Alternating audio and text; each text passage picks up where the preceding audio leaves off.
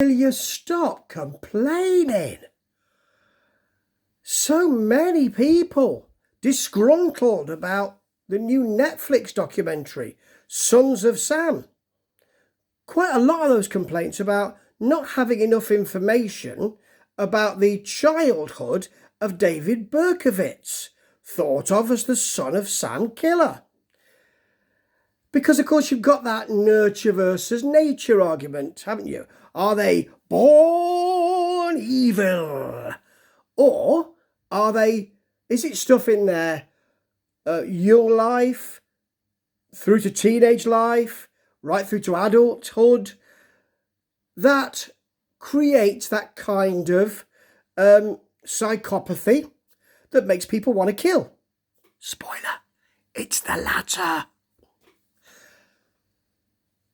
But whilst I understand that people want that, and there is stuff about his childhood here, clues in the title, you know, this is called Sons of Sam. And what Joshua Zaman, the director, has done is he's not concentrated on David Berkowitz.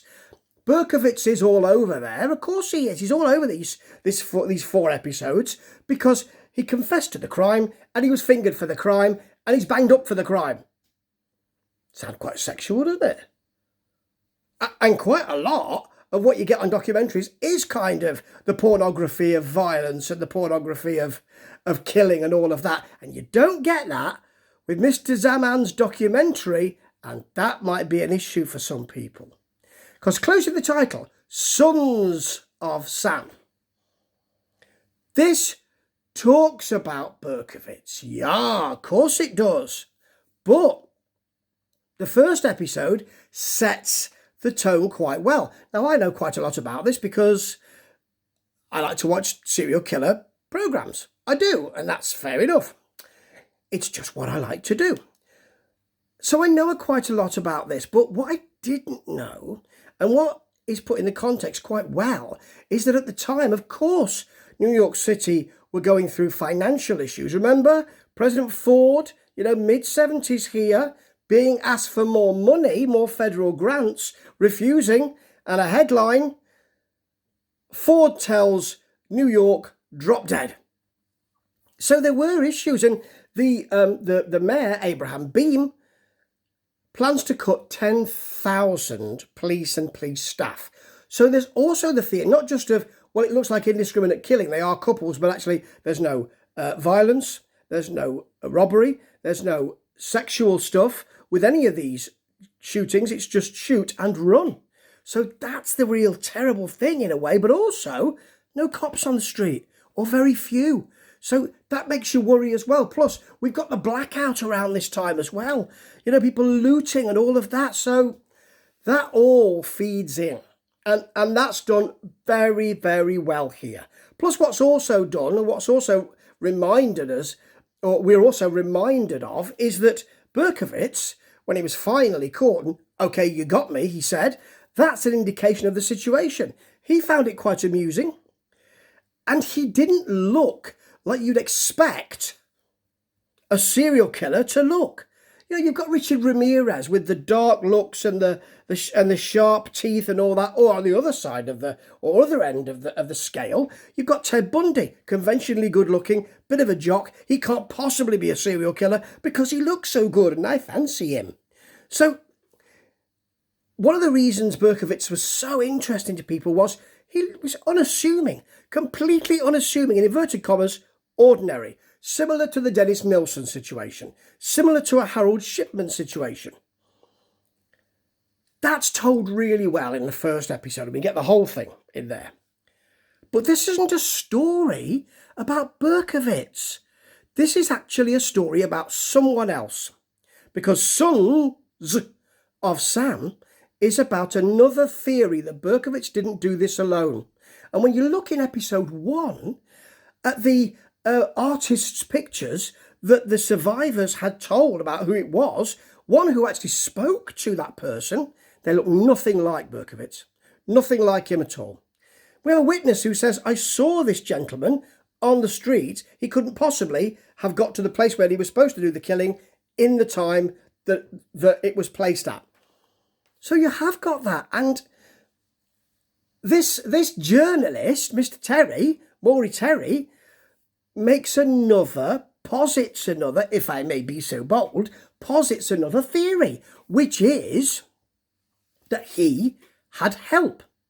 People who lived virtually next door to him. 2 brothers, sons of a gentleman called Sam. A gentleman who it was alleged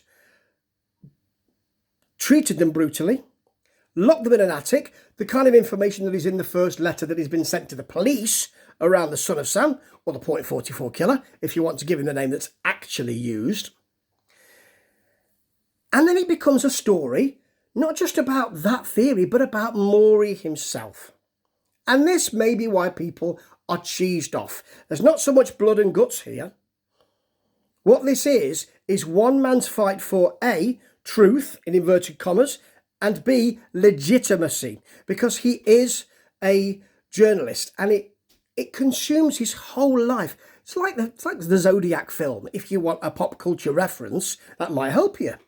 So we speak to his ex-wife and we talk about their relationship, and they never really had one because he was always on the phone trying to get more information. We talk to his ex-boss, who was very intelligent but said I didn't believe it and didn't want it published. And we look at the way that this story and the interest in the story, I suppose it is a story, it's his truth, isn't it? How his truth and the theories got waxes and wanes. You know, his theory is that there was he was helped by 2 others, by the brothers, and I'm not saying that's the case. That's never been proven. So when I'm talking about the sons of Sam, this is purely because of the documentary. I want to make that clear. But he also, because when the story broadens out, and this is, it all snowballs and it becomes about not just killing, we're involved in satanic worship. Or rather, not satanic worship, but occult worship. It's not about pledging your soul to the devil, which some critics have also pointed out is in this documentary, and that kind of feeling is in there. And that's quite tasty, of course. We know all that. Murder, occult, sex, death, all of that. It all sells, doesn't it? If it bleeds, it leads. And there you go. So it snowballs into that. And then a religious group who came from the Process Group, who came from London and stretched out to America. And also there was an area near Berkowitz's house which was thought to be used for occult dabblings. There were dogs, German Shepherd dogs, very well known in that particular religion, that had been killed. And there was lots of he talked to other police officers in Dakota where one of the brothers had gone, and they talked about dogs being killed and blood being drunk behind some kind of shop. It's all very seamy. And what's one of the great things about this documentary, the 70s stuff that's in there shows how horrible New York was, even in the touristy places. It didn't look good. So that becomes a real snowball and it consumes Maury's life. So this becomes then a story about Berkowitz has said he's done it. He's been given a life sentence for each of these. It's 6 murders, isn't it? And 7 woundings. So he's been given a life sentence for each of those. He ain't coming out. And he's out of people's minds. Meanwhile, the police and the mayor is up for re-election. Doesn't want any other feeling about this other than we've caught him, you're now safe. And that's what they want. It's the selling of that police work. And that's always interesting to me, how the way police work is sold and people's expectations are managed and all of that. So when Maury is saying, well, hang on a minute, there's more to this than meets the eye, the police are saying, no. And there is a police chief who even to this day, even on the documentary, says, I still don't believe that there was anybody else. He did it on his own. So it's about his struggle to get legitimacy, to be heard. And, other stuff is added. There's the idea of a more salacious idea that one of the killings was filmed for a snuff movie for that group. There's a link to the religious group, to the family. Charles Manson, because you've got to involve Charles Manson. He's the granddaddy of them all. So you've got to involve that. So there are links to that, whether that's actually the case or not. And you also get, so you get more and more coming into that. The case was reopened, but generally, the people who investigated that in the police were told, thanks very much for your work, that's really good.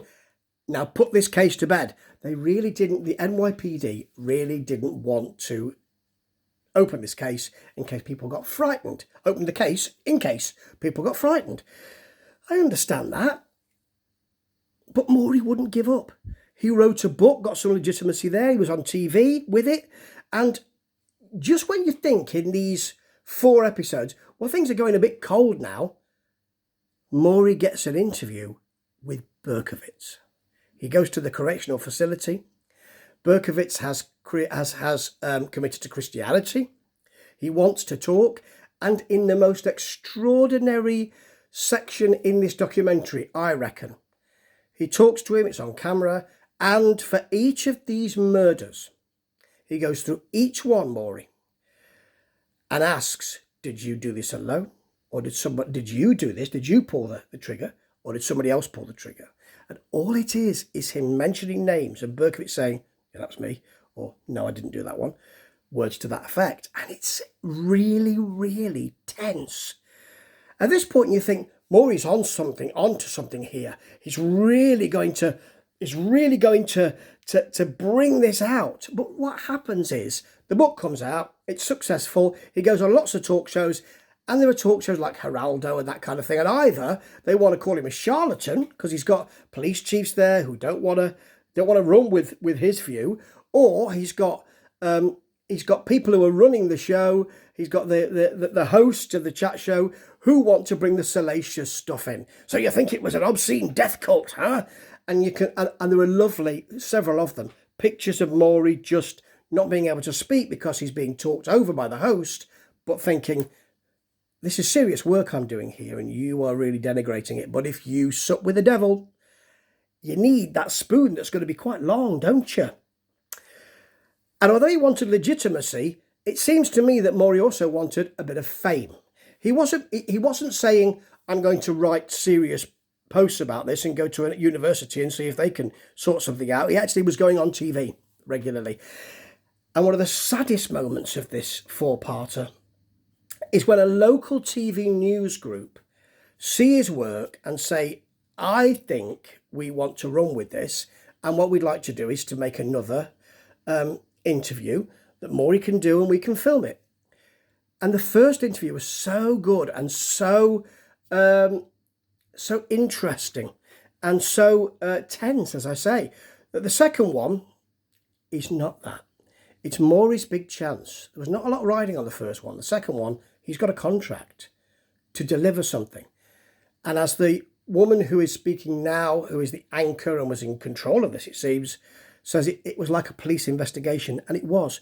Berkowitz didn't want to speak about some things, but he was being forced. Was there a snuff movie? Did they do this? And Berkowitz doesn't want to give details. Well, there was some talk of that, yeah. And Maury is desperate, it seems to me. It looks like he's desperate to get the information he wants and to get the information he wants to legitimise his claims, but also to get a TV series made. Because it is about that dual thing with him, I think. It's the saddest moment, I think, in the whole thing. And we're talking about serial killers here. But this is really, as I say, a story about Maury. A story about Maury. And he's now passed. And even on his deathbed, he was saying, you really need to speak to the police about this. He also posited an idea of there's something else that's thrown in late into the mix. A body found in a church, terribly desecrated sexually with religious iconography, and it's horrible to hear the details of that. And he had an idea of who it was. In 2018, because this thing keeps going, 2018, they linked DNA to some of that religious iconography, and they go to the house of, the police go to the house of the security guard and knock on the door. It's one of those uniform cam things. And they say, he says, just a minute, I'm just changing. I'm just getting ready. They open the door, he's got a gun, and he shoots himself. And posthumously, they say, yeah, the police say, yeah, that's who it was. He was right. Maury was right about that. But what about the other stuff? It really is a compelling documentary, this. Just when you think, I think we've heard enough, actually. And, you know, the brothers, I mean, there are killings throughout this. You know, just when Maury thinks he's getting somewhere, the person who he's about to say it was them either goes missing, gets killed. There is a producer in Hollywood that is linked to this snuff movie. You know, this has far-reaching tendrils, really, and no wonder people wanted to close it down. Whether it's true or not, I really don't know. But what I do know is that this is about the human condition. It's about the sadness. It's about people who can't connect. It's about David Berkowitz, a man who never really found a place in society. And it led him to a certain extreme act, or extreme acts, because he felt perhaps connected to other people, or perhaps he did it alone. And it's about another person, Maury Terry, who also couldn't find his place in life. Didn't know whether he wanted to be a journalist or a TV personality, in my view. Couldn't connect. And is led to an extreme act which consumes the whole of his life, trying to find the truth. And bear in mind, there is no absolute truth. There is only your truth and my truth. And his truth is something else entirely. It's not the documentary you might expect, but it's more than that. There's loads of stuff about Berkowitz and the Son of Sam. This is something more interesting. And for those of people who complain about it, have a look again.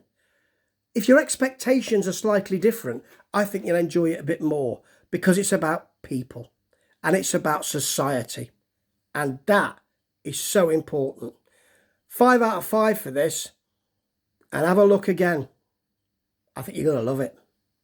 Ta-ta.